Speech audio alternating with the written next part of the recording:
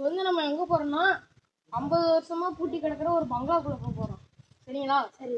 அங்கே போயிட்டு ஒரு 15 வருஷத்துக்கு முன்னாடி யாரோ தற்கொலை பண்ணிட்டாங்க அந்த இடத்துல. அதை நம்ம போய் நம்ம டீம் என்னன்னு விசாரிச்சு கண்டுபிடிக்கிறோம். சரியா காய்ஸ்? சரி, வாங்க போகலாம்.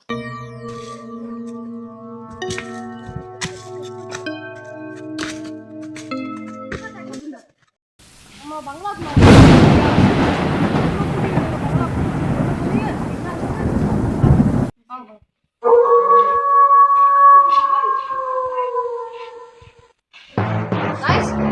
பாத்தீங்கன்னா நெஞ்சு திக்கு நாங்க திறக்கலாம்.